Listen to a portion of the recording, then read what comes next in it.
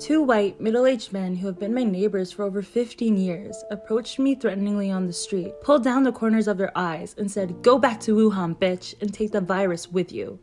When I called them vile, they called me a Thai whore and threatened to beat up my husband. A driver said to me after I got into his car, "Damn, another Asian riding with me today? I hope you don't have any COVID." He was leaning as much as he could against the driver's door with his head tilted toward the window, implying he doesn't want to be close to me, while I'm sitting diagonally behind him as a rider.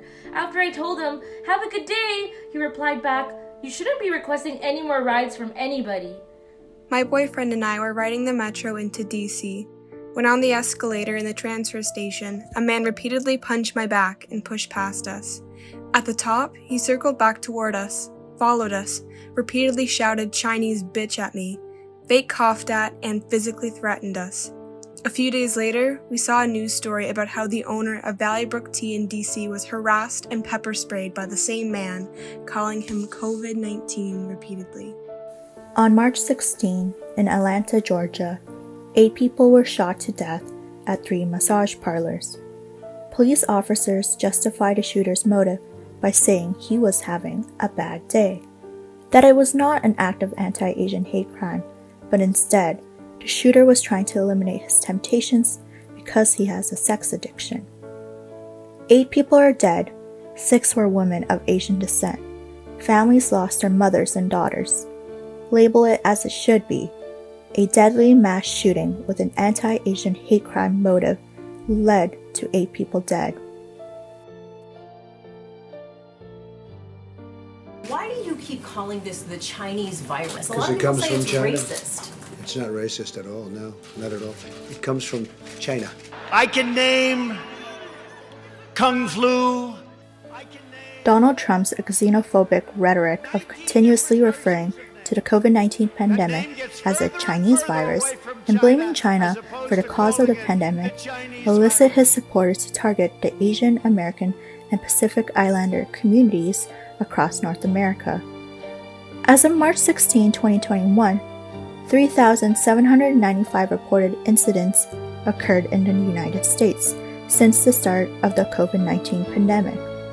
Unfortunately, the national report does not include incidents that were not reported because of fear. Of those 3,795 reported incidents, 6.8% consist of online harassment, 8.5% civil rights violation, 11.1% physical assault, 20.5% shunning, and 68.1% verbal harassment. These incidents have occurred from places of businesses and workplace, to public streets, parks, and transits, to academic institutions and place of worship. While victims range from different ethnicity groups, not limited to the ones listed. However, Asians and other people of color in America are not the only ones subjected to hate crimes. Racism is still very much alive in Canada.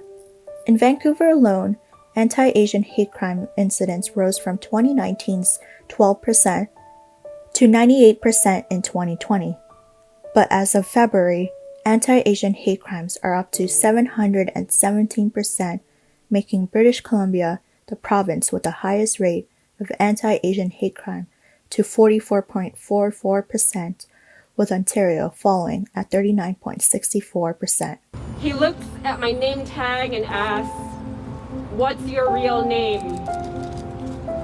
I tell him that Cindy is what's printed on my birth certificate. And almost as if we fade into the background. Asian women are not weak.